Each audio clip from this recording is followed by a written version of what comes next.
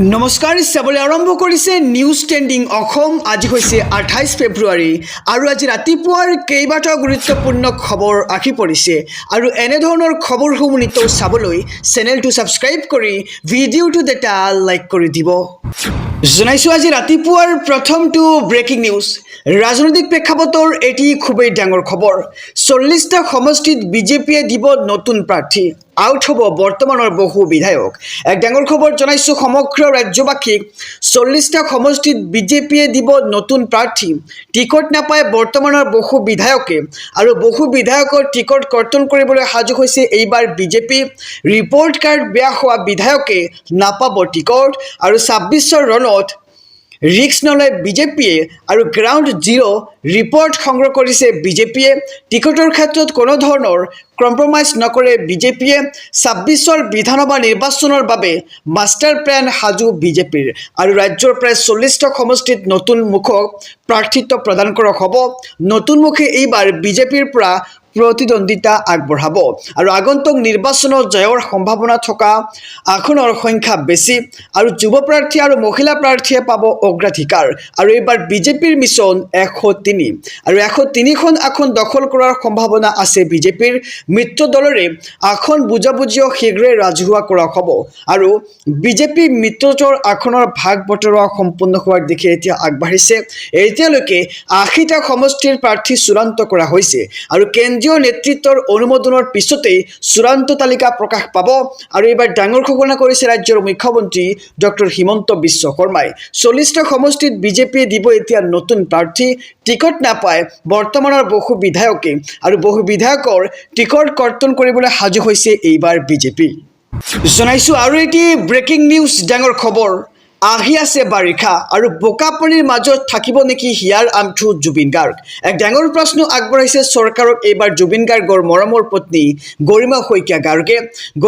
গাৰ্গে কৈছে যে বাৰিষা বোকাপানীৰ মাজত থাকিব লাগিব নেকি হিয়াৰ আমঠু জুবিন গাৰ্গ আৰু বৰ্তমানলৈকে পৰিয়ালৰ লোকেৰে জুবিন ক্ষেত্ৰ নিৰ্মাণৰ বাবে হোৱা নাই কোনো ধৰণৰ আলোচনা আৰু বাৰিষাৰ পূৰ্বে নিৰ্মাণ নহ'ব নেকি জুবিন ক্ষেত্ৰ আৰু উদ্বেগ প্ৰকাশ কৰিলে জুবিন গাৰ্গৰ পত্নী গৰিমা শইকীয়া গাৰ্গে বাৰিষাত পাহাৰৰ পৰা নামি অহা বোকা পানীয়ে বুৰাই পেলাব জুবিন ক্ষেত্ৰ আৰু বাৰিষা আহিছে বৰষুণ হ'বলৈ বেছি দিন বাকী নাই আৰু বাৰিষা হ'লেই বোকা মাটিৰ বাবে খোজ দিব নোৱাৰা অৱস্থা হৈ পৰিব জুবিন ক্ষেত্ৰত আৰু এতিয়াই পদক্ষেপ নললে কদৰ্যময় হৈ পৰিব জুবিন ক্ষেত্ৰ আৰু এতিয়া কাম নকৰিলে পিছলৈ বেয়া পৰিস্থিতিলৈ যাব জুবিন ক্ষেত্ৰ আৰু বাৰিষা বোকাপানীৰ মাজত থাকিব লাগিব নেকি আমাৰ হিয়াৰ আমঠু জুবিন গাৰ্গে তাক লৈ এতিয়া প্ৰশ্ন কৰিছে গৰিমা শইকীয়া গাৰ্গে আৰু বৰ্তমানলৈকে পৰিয়ালৰ লোকেৰে জুবিন ক্ষেত্ৰ নিৰ্মাণ হোৱাৰ বাবে কোনো ধৰণৰ আলোচনা হোৱা নাই আৰু বাৰিষাৰ পূৰ্বেই নিৰ্মাণ নহ'ব নেকি জুবিন ক্ষেত্ৰ তাক লৈ এতিয়া চৰকাৰক প্ৰশ্ন কৰিছে গৰিমা শইকীয়া গাৰ্গে জনাইছো আৰু এটি ব্ৰেকিং নিউজ ডাঙৰ খবৰ উজনিত নহয় এইবাৰ গুৱাহাটীত আৰম্ভ হৈছে মিয়া খেদা অভিযান গুৱাহাটীত মিয়া খেদিবলৈ ওলাই আহিল হিন্দু যুৱ ছাত্ৰ পৰিষদ মিয়ামুক্ত অসম গঢ়াৰ লক্ষ্যৰে গুৱাহাটীৰ ভিন্ন প্ৰান্তত দলটোৰ অভিযান দেখিবলৈ পোৱা গৈছে আৰু দিলে মিয়াক কামৰ পৰা বিৰত ৰাখক আৰু অসম বচাওক শ্লোগান গুৱাহাটীৰ চিৰিয়াখানা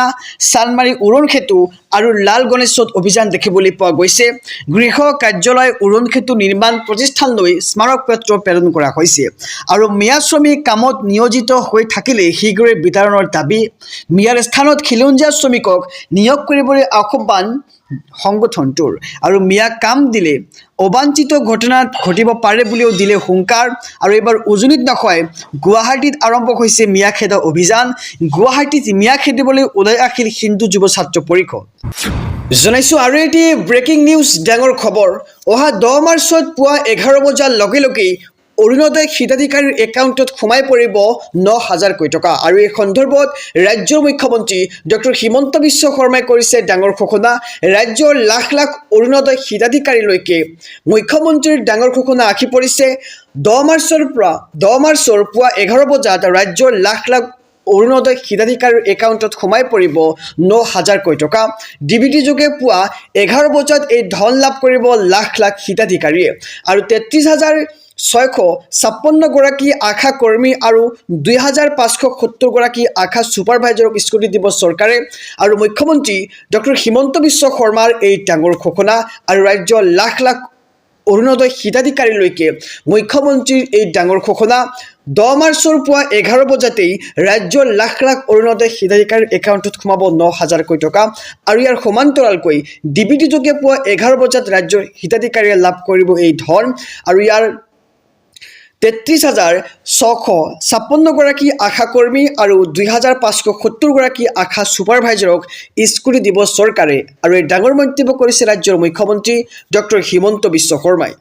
জনাইছো আৰু এটি ব্ৰেকিং নিউজ ডাঙৰ খবৰ ঈশ্বৰ পুত্ৰলৈ ৰাষ্ট্ৰীয় পৰ্যায়ৰ সন্মান মৃত্যুৰ পিছতো জিলিকিল হিয়াৰ আমঠু জুবিন গাৰ্গ এক ডাঙৰ খবৰ জনাইছো সমগ্ৰ ৰাজ্যবাসীক মৃত্যুৰ পিছতো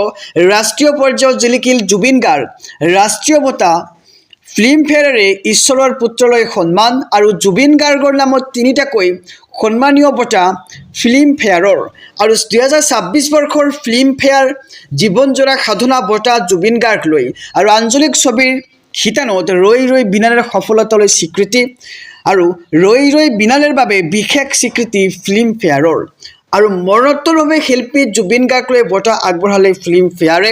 সুদূৰ মুম্বাইৰ পৰা গুৱাহাটীলৈ আহি পৰিয়ালক আগবঢ়ালে এই বঁটা আৰু পিতৃ কপিল বৰঠাকুৰ পত্নী গৰিমা শইকীয়া গাৰ্গৰ হাতত বঁটা অৰ্পণ মৃত্যুৰ পিছতো ৰাষ্ট্ৰীয় পৰ্যায়ত জিলিকিল জুবিন গাৰ্গ আৰু ৰাষ্ট্ৰীয় বঁটা ফিল্মফেয়াৰেৰে ঈশ্বৰ পুত্ৰলৈ সন্মান আৰু জুবিন গাৰ্গৰ নামত তিনিটাকৈ সন্মানীয় বঁটা ফিল্মফেয়াৰৰ জনাইছো আৰু এটি ব্ৰেকিং নিউজ ডাঙৰ খবৰ হিয়াৰ আমঠু জুবিন গাৰ্গৰ ফাষ্টেগ আদালত গঠন হোৱাৰ পাছতে এইবাৰ ন্যায়ক লৈ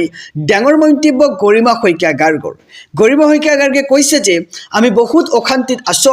আৰু আমি জানোৱেই দোষী কোন কিদৰে হৈছিল আৰু জুবিনক ভাল পোৱা কোনোৱে নিবিচাৰো অভিযুক্তই জামিন পোৱাটো আৰু সঠিক দিশত ন্যায় প্ৰক্ৰিয়া চলি যোৱাটো আমি বিচাৰো জুবিনৰ টকাৰেই ইণ্ডাষ্ট্ৰী খুলিছিল সিদ্ধাৰ্থ শৰ্মাই আৰু পুনৰ মহাবীৰ একুৱা খুৰাৰ অনুমতি কিয় পালে বুজা নাই বুলি প্ৰশ্ন কৰিছে গৰিমা শইকীয়া গাৰ্গে আৰু জুবিনৰ টকাৰে ইণ্ডাষ্ট্ৰী খুলিছে সিদ্ধাৰ্থ শৰ্মাই আৰু পুনৰ এই মহাবীৰ একুৱা নামৰ ইণ্ডাষ্ট্ৰী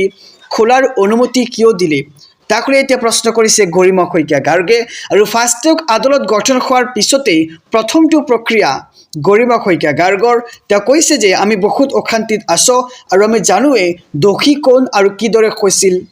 আৰু জুবিনক ভাল পোৱা কোনোৱে নিবিচাৰো যে অভিযুক্ত জামিন পোৱা ব্ৰেকিং নিউজ ৰাজনৈতিক প্ৰেক্ষাপটৰ এটি খুবেই ডাঙৰ খবৰ 26ত কংগ্ৰেছৰ চৰকাৰ অখাতৰ নিশ্চিত এইবাৰ